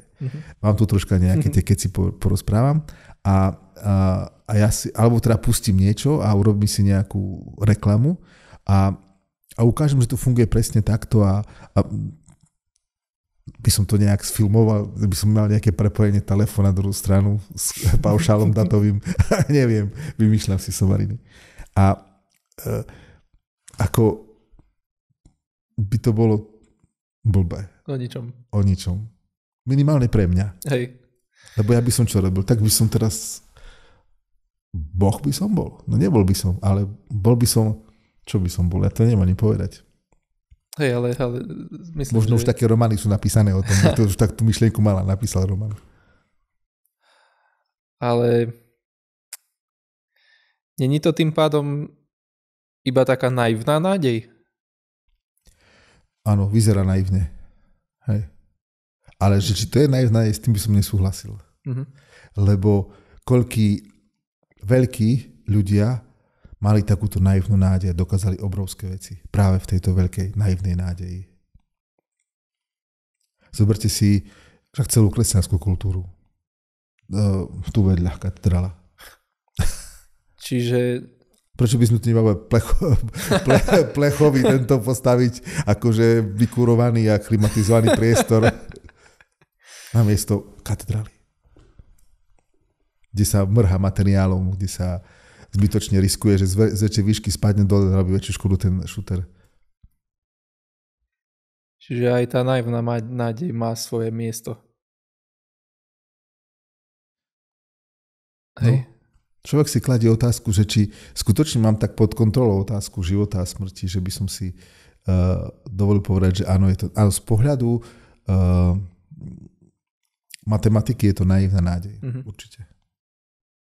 Ale to je veľmi pekne, čo ste poznamenali, hej, že čo všetko vzniklo na základoch naivnej nádeje. Že to je až dojemná poznámka, ozaj. Lebo možno to je kľúčom, možno trošku naivnej nádeje je kľúčom v to, že verím, že mám kapacitu konať tak, že výsledky budú ešte lepšie, ako si viem sám aktuálne, racionálne predstaviť. Možno už aj to je v podstate založené na podobnom princípe. Áno aj. Hej. Hej. A vtedy človek funguje čisto iba na viere. Lebo nemá potvrdené, že... Hej. Teraz, ako si, ja nepoznám všetky tie veci, nemám to až tak, len čo čítam v médiách. Elon Musk, ktorý hovoril nie o tých svojich všetkých víziách a mnohé z nich krachli a mnohé pristáli z toho, nevrátili sa s tou raketou, pristáli tam dnes na nejakom tom plato. Takže Svätý otec František hovorí o tom, že by sme boli ľudia, ktorí sa neboja snívať. A prečo by som mal snívať iba o rakete? Hej. Aha. Prečo by som nemohol trošku... A teraz možno to znie také, akože taký únik od merita veci, že snívať, jasne, každý si sníva, no ale ako tak sen, ktorý splním, že môžem niečo zlepšiť, že ja neviem teraz, ja som sa tak potešil, že môžeme tie fľaše plastové vrácať do toho. Ja som strašne mal nervy, keď sa mi nahromadili tie od minerálky fľaše plastové a mal som to ísť vyhodiť do koša. Ako ma to hnevalo. A chválim, že niekto sníval a vynašiel spôsob, tak to bude a je to efektívne, sa to oplatí, tá recyklácia alebo nejaké, určite to má aj chyby a neviem, ja nie som expert na ekológiu, ale teda ekologické spracovanie odpadov, ale sa teším z toho, že niekto toto sníval. Alebo že niekto sníval o tom, že budeme mať mobil v kešeni, teda vo vrecku. Nie je zlá vec, pokiaľ má aj tichý režim. Hej, to možno podobne súvisí aj takéto, sa tak hovorí, že všetko je nemožné, kým to niekto neuskutoční v podstate. A to sú presne vynálezy typu Elon Musk, ktorý pristane s raketou naspäť na Zemi. Že to je šanca reálne, racionálne 10 rokov dozadu šanca 1 z milióna, že by sa niečo také stalo a teraz už je to v podstate relatívne bežné. Hej. A to sú ľudia, ktorí majú pohnutky, ktorí takto zmýšľajú, ktorí posúvajú veci vpred. Či už vo fyzickom svete, či už sami vo svojom duchovnom svete s takouto silnou vierou vo veci. A ešte keď môžem, lebo ešte... Nech sa páči. Dobre. Mám ešte. Keď sme načali ten posmrtný život, a teda nebo a peklo, ktoré nás teda asi čaká, to je tiež taká nejak idea, čo som si tak pospájal a tak ma potešila, keď som prišiel na to, ako to možno funguje, že to nebo a peklo si človek vie spôsobiť alebo zaslúžiť aj tu na zemi. Že tiež netreba zabúdať, no aby človek nekonal presne iba v tom, že potom po smrti nech si zaslúžim toto alebo toto, ale aby konal tak, aby sa čo najbližšie nebu priblížil aj tu na zemi, aby neupadol niekde do takých negatívnych vlastností a chodníčkov, že sa ocitne v pozemskom pekle, povedzme. Áno, tak mnoho zlá si spôsobujeme ľudia my sami. Teda sa hovorí o sociálnom hriechu. To znamená, že spoločnosť vytvára tá akumulácia zla v jednotlivcoch, vytvára akési podhubie a vytvára sa spoločnosť, ktorá je zodpovedná za to, že je možné, aby sa toto dialo.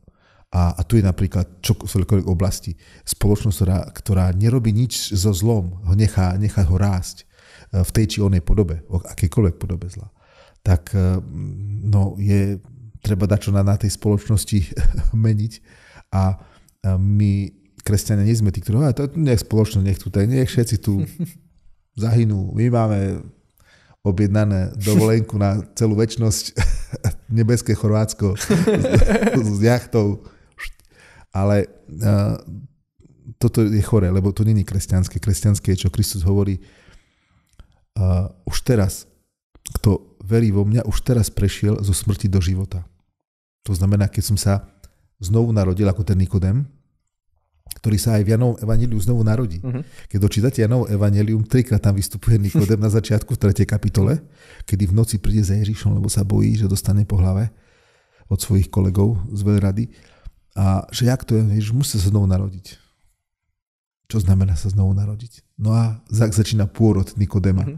Že 7. kapitola Janovho evanjelia, že sa, keď veľrada rokuje o tom, že čo treba s tým Ježišom urobiť, lebo robí tu neporiadok, parafrazujem, a sa postaví Nikodém povie, a odsúdi náš zákon niekoho bez toho, že by sme ho vypočuli. Že odsúdi naša veľrada, teda neviem, ten si také presne tam znie, bez toho, že by sme ho vypočuli. Teda ozve sa ako obhajca Pána Ježiša, že už nie je v noci, potichučky, a už ide vo veľrade hore.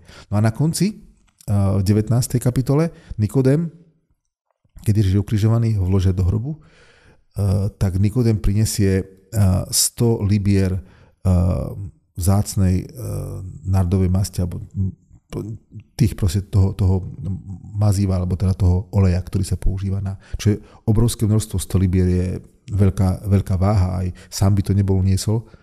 A tak sa prezentuje vtedy, kedy, viete, v tom rímskom tomto bolo, že ten, kto bol s odsúdencom, tak sa radšej nepriznával ku nemu. Všetci utekajú, lebo aj nás takto zavesia. No, a vtedy sa členovia rady sa s ďalšími Jozefom sa priznajú, prihlásia sa. Nerozumejú mnohým veciam, ale vedia, že nie, tento človek bol spravodlivý a idú. A samozrejme, to je znovu zrodený Nikodém, s tými vychádza na svetlo.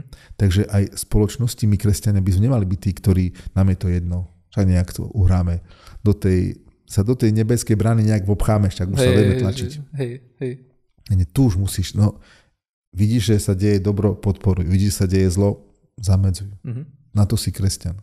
Teda keď hovorím na adresu nás kresťanov. A potom v takejto kapacite tu nás sami vynára ešte jedna myšlienka, keď ste spomínali nejaké také sociálne spoločné zlo, tak to sa aj mne presne stáva, že ma pohltia otázky celosvetovej politiky a veci, s ktorými nemám absolútne nič spoločné. Že si človek začne lámať hlavu nad týmito vecami a zabúda na to svoje každodenné. A s tým sa spája aj napríklad, že treba začať robiť, že svet treba začať meniť od seba. a od svojho okolia a potom pomaličky. Len to človeku príde, že ja chcem spraviť zmenu vo svete a ja sa musím predrať teraz, že seba prvú zmeniť a potom kamaráta a potom rodinu a toto, že to sa nikdy nedostanem tam, kde chcem. Čiže jednak ako možno narábať s tendenciou si lámať hlavu nad celým svetom a ako si uvedomiť, že ozaj tie zmeny od seba, od svojho okolia možno budú mať väčší dosah, ako rátame, že by potenciálne mali. Pravdu povedať neviem, ale keď by som tak čerpal z toho, čo Sväté písmo hovorí a skúsenosť duchovná, kresťanská, ten Mojžiš, ktorý sme spomínali, vtedy, keď on išiel riešiť otázku do svojho národa, ktorý je utláčaný, ktorý je ponižovaný, tak nedopadlo to dobre. A vtedy, keď úplne zmenil, akože musel ujsť, keby rezignoval na tie svoje ambície vysoké, že teraz toto všetko urobí, a vtedy si ho Pán Boh vyťahne a mu hovorí, no a teraz poď. Teraz poď. Už si sa niečo naučil, už niečo vieš. To aj v niektorých týchto filmoch je takých z tých východných bojových umení. Ja si pamätám väčšinou tie komédie. Tento Mr. Bean tam hrá, Robert Atkinson hrá tam toho. Tak, že najprv musí on niečo pretrpieť. Najprv on musí byť v tom výcviku, že nosí tam také nejaké kamene ťažké, alebo neviem čo a také a všelijaké možné trápeniska, aby potom to je komédia, ale niečo podobné je v tom, že my tiež musíme viete, také rýchlo kvasené osobnosti, no práca chvatná, málo platná. Keď nie je dobre tá hmoždenka v stene umiestnená len plitko, alebo je iba v omietke medzi tehlami, tak tam skúste niečo zavesiť na taký hak. Všetko ide na zem. Skúsenosť, fyzika nepustí. Čiže presne aj tie skúsenosti, aj mať to odžité, aj presne aj v Mojžišovom prípade, aj v prípade v podstate všetkých. Aj mladý človek môže mať veľa odžité, alebo ináč povedané, že neznamená, že niekto mladý, že má málo toho prežitého, ale kde si je v ňom vypestovaná nejaká nosnosť, pevnosť, odhodlanie a nie je to nejaká póza, prázdna ambícia niečo zlepšiť. Že je skutočne ako, ja si pamätám, jednoduchá scéna zo života, čo som prežil, že jeden kolega prišiel, sme tak sedeli v kruhu, možno 10 ľudia a bola tam gitara, že takže poďme, akože ja vám niečo zahrám, povedal. A teraz takú pesničku, a toto som sa ešte naučila, tak, nie? A všetci, ty tak dobre hráš na gitare. A on už keď seba tam sa nabážil dosť, a hovorí, no a však aj vy zahráte niekto, keby ste chceli, nie?